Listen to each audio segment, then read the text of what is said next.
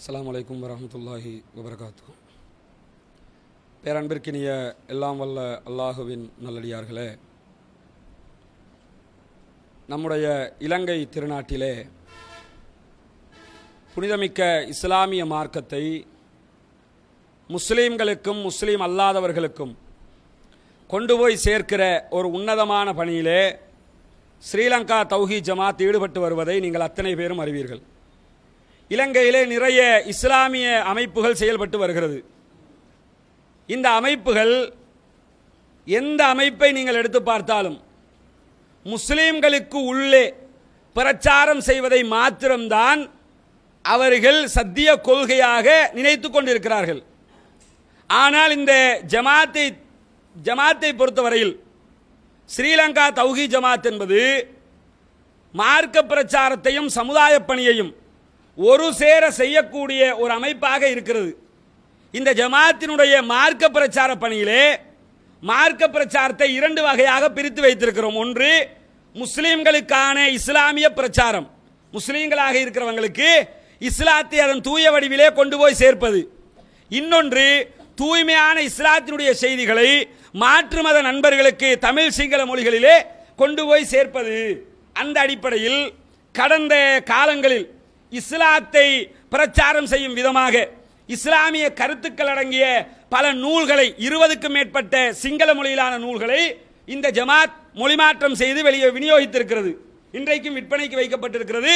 இஸ்லாம் சம்பந்தமான குற்றச்சாட்டுகளுக்கு பதிலளிக்கும் விதமாக, இஸ்லாம் தொடர்பான விமர்சனங்களுக்கு பதிலளிக்கும் விதமாக, இஸ்லாத்தினுடைய அடிப்படை கொள்கைகளை புரிய வைக்கும் விதமாக அந்த புத்தகங்களுடைய கருத்தாக்கங்கள் செய்யப்பட்டிருக்கிறது. இப்படியான மாற்று மதத்தவர்களுக்கு இஸ்லாத்தை எத்தி வைக்கும் பணியின் ஒரு முதல் கட்டமாக அந்த வேலையை இந்த ஜமாத் இதுவரை காலமும் செய்து வருகிறது. அதற்கு அடுத்ததாக மாற்று மதத்தவர்களுக்கு இஸ்லாம் பற்றிய பகிரங்க கேள்வி பதில் நிகழ்ச்சியை நாடு பூராகவும் நடத்தி வருகிறோம். இஸ்லாம் ஒரு இனிய மார்க்கம் என்ற பெயரில் தமிழ் சிங்கள மொழிகளிலே இந்த நிகழ்ச்சி நடத்தப்படுகிறது. அண்மையிலே ஹெம்மாத்தகமையிலே இந்த நிகழ்ச்சி நடத்தப்படுகிற நேரத்தில் ஏற்பட்ட ஒரு பிரச்சனை எல்லோருக்கும் தெரியும். பொதுபல சேனாவை சேர்ந்த சில பிக்குமார் உள்ளே நுழைந்து நிகழ்ச்சியை தடுக்கும் விதமாக அட்டகாசத்திலே ஈடுபட்டார்கள். இந்த காரியத்தினால அப்ப வந்த விமர்சனங்கள் இருக்குதே, இந்த பிரச்சனை நடந்துருச்சு. அப்ப என்ன விமர்சனம் வருது தெரியுமா? இவர்களுக்கு தேவையில்லாத வேலை, இவங்க எதுக்கு போய் சிங்களாக்களுக்கு இஸ்லாத்தை சொல்லணும், நமக்கு மட்டும் சொல்லிக்கிற வேண்டியதானே, இவங்க இதை செய்ய போய் அடுத்து இனவாதத்தை கிளப்பிடுவாங்க போல. இனவாதம் கிளம்பின நேரத்தில் மற்றவங்க என்ன செஞ்சீங்க? இனவாதம் பிரச்சனை வந்துச்சுல்ல, அப்பவும் இதைத்தான் பேசினாங்க. அமைதியாக இருந்துருவோம், எதுவும் செஞ்சிட தேவையில்ல, மௌனமாக இருந்துட்டு போயிடுவோம், நமக்கு எதுக்கு பிரச்சனை இப்படின்ட்டாங்க. இனவாதம் இல்லாம போய் ஒரு அளவுக்கு சுமூகமான நிலை வந்து அப்ப இதை செஞ்சா நாம அந்த நேரத்தில் இதை செய்யத்தான் செஞ்சோம். இனவாத பிரச்சனை இருக்கிற நேரத்திலேயே இஸ்லாம் ஒரு இனிய மார்க்கம் நிகழ்ச்சி சிங்கள மொழியில தமிழ் மொழியில நாடு பூராவும் நடத்தப்பட்டது. இனவாதம் குறைஞ்சிருக்கிற இடத்துல செய்யாம இருப்போமா? இதை செஞ்சா பிரச்சனை வந்துருங்கிறாங்க. பிரச்சனை வந்ததுக்கு காரணமே இதை செய்யாததுதான். ஹலாலுங்கிற ஹலாலுன்னு அவனுக்கு என்னன்னு தெரியுமா? அவன் ஏதோ பிலாலுன்னு நினைச்சுக்கிட்டு இருக்கிறான். அவனுக்கு தெரியாத பத்தி ஹலால் ஹலாலுன்னா ஏதோ என்னமோ ஒன்று கொண்டு வர்றாங்க. முஸ்லீம்கள் தீவிரவாதிங்கிறான். நாங்க தீவிரவாதி இல்ல, இஸ்லாம் அதை கண்டிக்குது என்று சொன்னதை யாராவது சொல்லி இருக்கிறோமா? இந்த ஐஎஸ் முஸ்லீம்களை ஆதரிக்கிறாங்கிறான், நாம ஆதரிக்கல. இந்த உண்மை நிலவரத்தை அந்த மக்களுக்கு சொல்லி இருக்கிறோமா? எப்பயாவது ஒரு பிரஸ் மீட்டிங்கை கூப்பிட்டு 2 மீடியாவில் பேசி அனுப்பிட்டா முடிஞ்சு போச்சா? அந்த ஒவ்வொரு அடித்தட்டு மக்களுக்கும் இதை புரிய வைக்க வேண்டாமா? அந்த அடிப்படையில் தான் அந்த நிகழ்ச்சியில் செய்யப்பட்டது.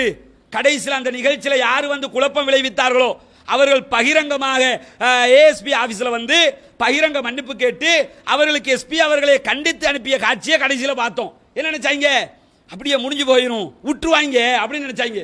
நாம இங்க போலீஸ் தலைமையகத்தில் கம்ப்ளைண்ட் பண்ணி அதை விசாரணைக்கு எடுத்து கடைசியில் விசாரணையில் அவர்கள் கண்டிக்கப்பட்டு இதற்கு பிறகு இப்படியான காரியத்தில் நாங்கள் ஈடுபட மாட்டோம் என்று அவர்களே மன்னிப்பு கேட்க வைத்து தேவைப்பட்டால் தௌஹீத் ஜமாத் மீண்டும் ஹெம்மாத்தகமையில் அதே நிகழ்ச்சியை நடத்த முடியும், அதற்கு முழுமையான ஒத்துழைப்பை பாதுகாப்புத்துறையே தரும் என்று சொல்லி அவர்களே சொல்லுகிற அளவுக்கு அல்லாஹ் தஆலா அந்த நிகழ்ச்சிக்கு வெற்றியை தந்தான்.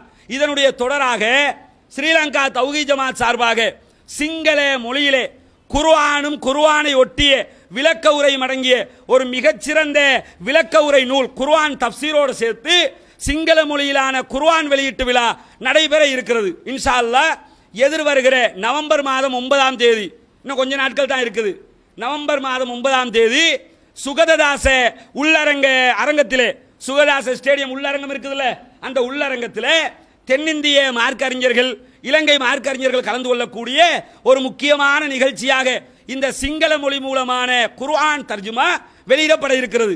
இன்ஷா அல்லாஹ் இந்த தர்ஜுமாவினுடைய வெளியீடு இலங்கையிலே இஸ்லாமிய பிரச்சாரத்தினுடைய ஒரு மைல்கல்லாக அமையும். காரணம் என்ன? அந்த தர்ஜுமாவை படிக்கக்கூடியவர்கள், அதனுடைய விளக்கங்களை அறியக்கூடியவர்கள் இஸ்லாம் மீதான அத்தனை விமர்சனங்களுக்கும் பதிலை பெற்றுக்கொள்ள முடியும்.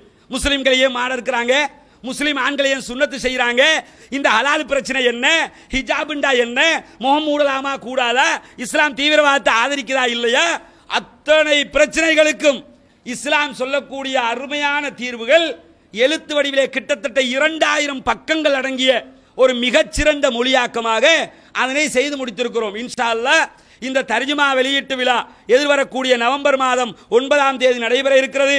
இந்த வெளியீட்டு விழாவில் அத்தனை சகோதரர்களும் கலந்து கொண்டு அந்த வெளியீட்டு விழாவுக்கு பிறகு இந்த குர்ஆனை சிங்கள மக்களுக்கு மத்தியிலே கொண்டு போய் சேர்க்கக்கூடிய பணியிலே உங்கள் அத்தனை பேரையும் ஒத்துழைக்கும்படி வேண்டிக் கொள்வதோடு இந்த நிகழ்ச்சியிலும் அனைவரும் கலந்து சிறப்பிக்குமாறு கேட்டு முடித்துக் கொள்கிறேன். வாஹிர தவானா அல்ஹம்துலில்லாஹி ரப்பில் ஆலமீன். அஸ்ஸலாமு அலைக்கும்.